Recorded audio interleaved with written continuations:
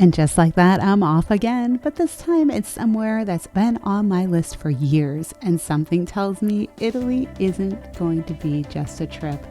It's going to be an experience. All right, so one of the downsides of lounge access is that a lot of people have it now. It comes with a lot of credit cards, and as you can see, if you hit it at peak time, look at the line over at the Chase, and then even next door at the Centurion, look at that line, and then just the people sitting around waiting to get in. We're on a wait list. We don't know how long it'll be. Didn't used to be like this. It used to be you walked up to the lounge and pretty much got in, maybe had to wait like 10 minutes. We've only been waiting maybe about 15 minutes now, but it is around 5 o'clock, and this tends to be a peak time. So just pack your patience when you're trying to get into the lounges if it is peak time. There are things that will help with the Chase Sapphire. If you are a card holder, they tend to prioritize you, or if you're flying with the airline that houses that lounge, you will get prioritized there as well. So those are the two things that'll help you bump up the list. The priority pass, it is notorious for being overused at this point. So I hope that they do look at reducing the usage and the availability and access, because this is what you're in for. This is not the luxury experience you're hoping for when you are looking forward to using the lounges. All right, so we finally got in the lounge. It wasn't too bad, about a 25-minute wait. And they do have the made to order stuff, which is really cool. So I got a Beyond Burger, and then my husband got the spicy shrimp, and then they also have a food buffet. So I will flip it around and show you the actual lounge. Then they also have alcoholic beverages that you can order direct to your table, or I believe you can go up to the bar as well. So we're going to dive in and enjoy our dinner before we get on this long flight. And we still have vouchers because Delta gave us some vouchers since we had a bit of a delay here at JFK. So let's take a look at this burger and this shrimp.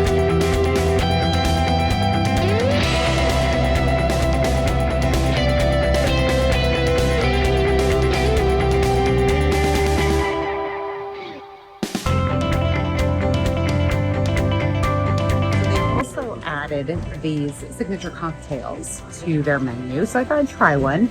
I did the version with the vodka. You can have vodka or gin. I'm not a fan of gin, so I went with vodka. So we're gonna see what this little concoction tastes like. It looks delicious.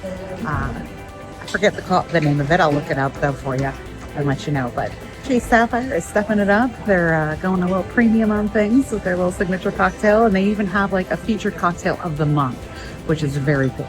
So I'm gonna enjoy this.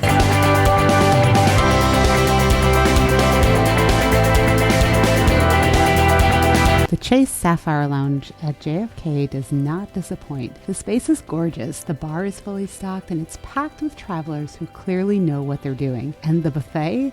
This is the real deal. We're talking a full actual meal, not chips and a sad little cheese plate. There is plenty of food here to fuel you for wherever you're headed. Now, I had already ordered off their made-to-order menu. Yes, that's also a thing here. So I passed on the buffet this time. But trust me, file the Chase Sapphire Lounge away for your next trip through New York. All right, so welcome aboard a completely full flight to Amsterdam.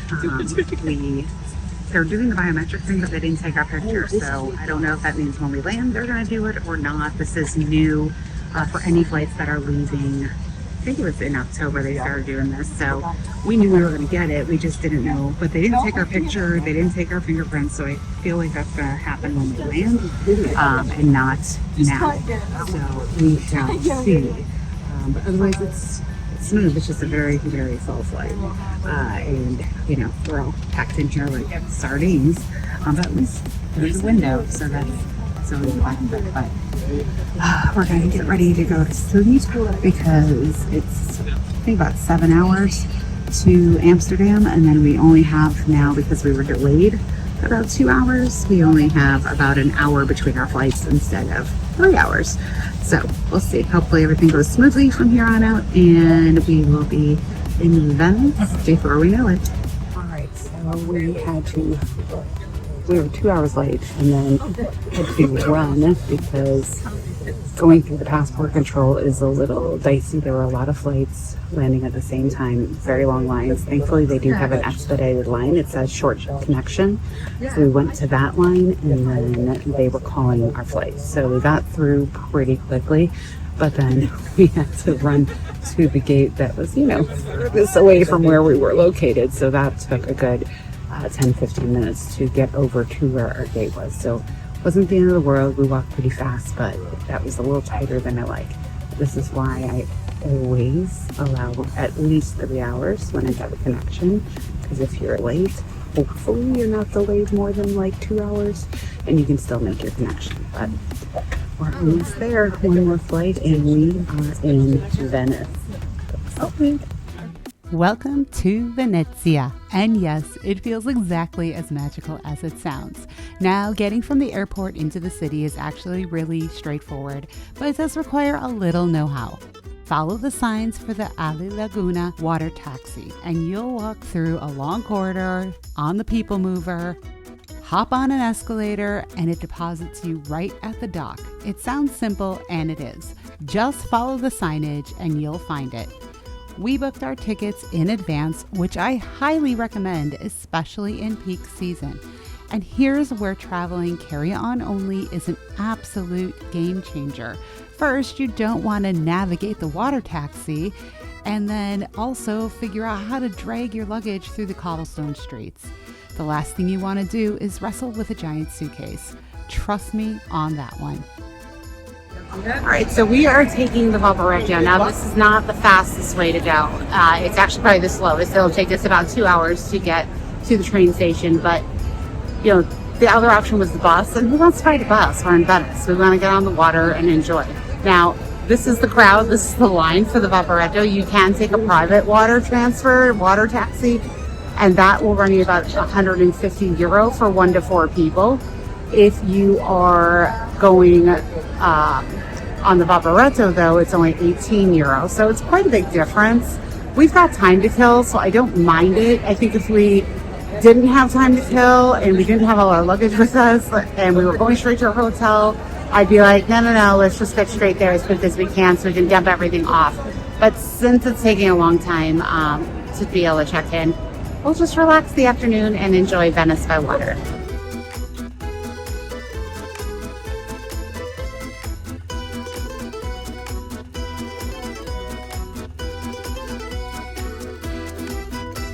All right, so we are on the Vaporetto. It is quite full. It was about a 35-minute wait. It looks like, based on the schedule, that they're about every 30 to 40 minutes. And then where we're going, we're at the very last stop. Everybody kept looking at us like we're crazy.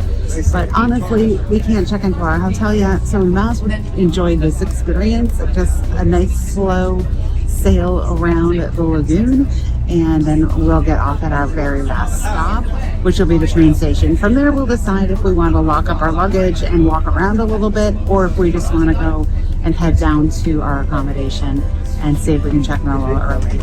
But we're here, we're in Venice, and it's been lovely so far.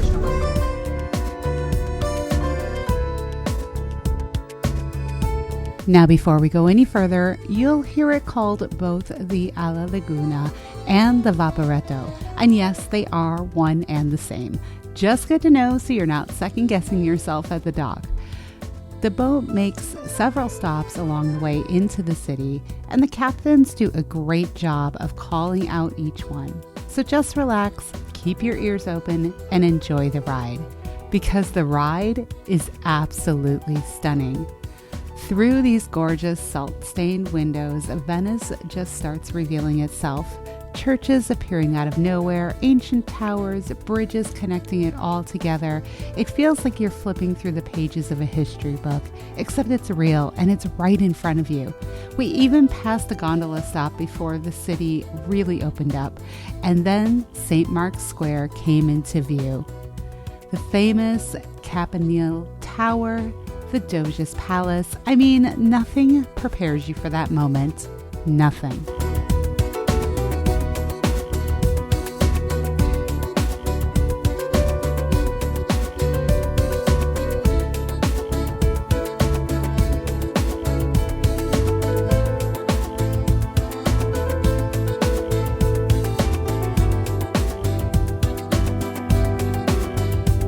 We docked at the train station, got our bags sorted, and grabbed our tickets to Montegrotto Terme, where we'd be based for the next week.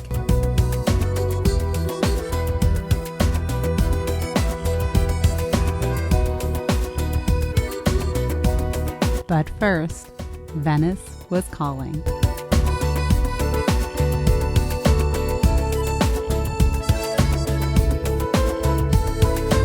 Wandering through this city with no agenda is exactly how it should be done.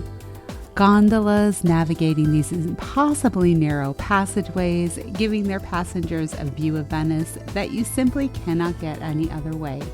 We stumbled across this incredible little shop tucked right off the street, hand making and selling the most beautiful velvet gondola slippers. Completely unexpected, completely Venice.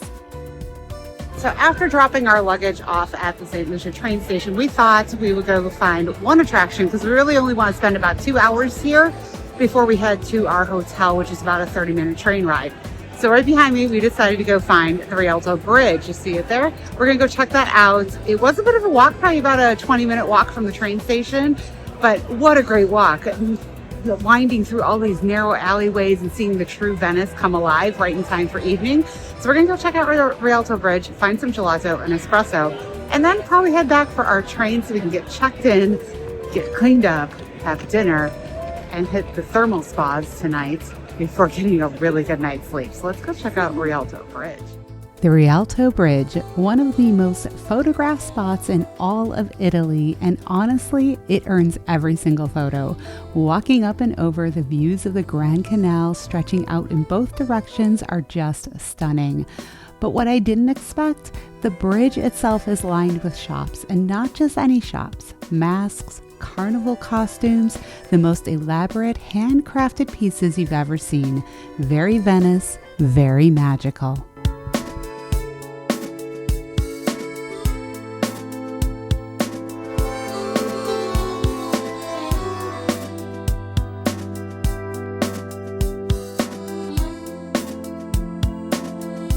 And then our first gelato, a tiny little place called Alaska, where the owner himself was behind the counter scooping his own creations made fresh that morning. That right there, that is exactly what you look for in a gelateria.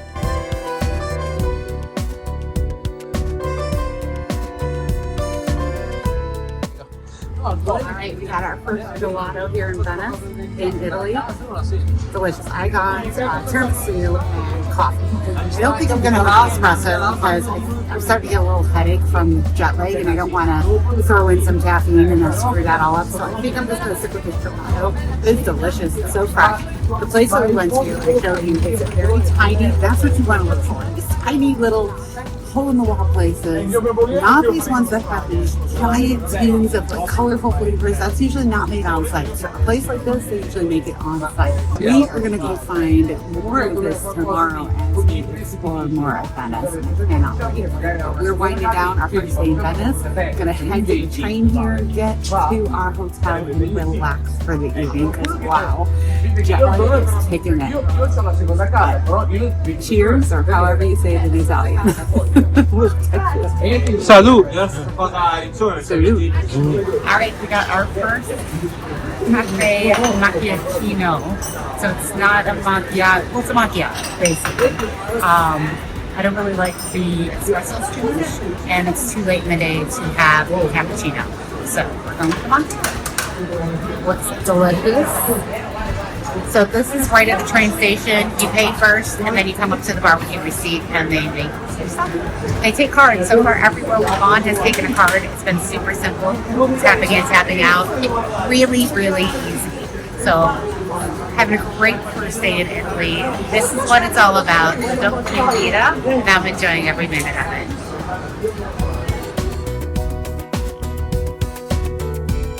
So this is home for the week. The Mioni Royal San in Montegrotto Terme. Now, the room is compact, but it's spotless, thoughtfully appointed, and honestly, everything we needed. Because here's the thing about this property. The room is really just where you sleep. Montegrotto Terme sits right in the heart of the Euganean Hills. And this entire area is famous throughout Italy for its natural thermal waters. The Mioni Royal San is built around that. Thermal pools, a full spa, and a restaurant that we were about to discover is on another level entirely. Nestled between Venice and Padua, this is also the perfect base for exploring the entire Veneto region. And speaking of that restaurant, our first multi-course gourmet dinner was waiting, and it did not disappoint.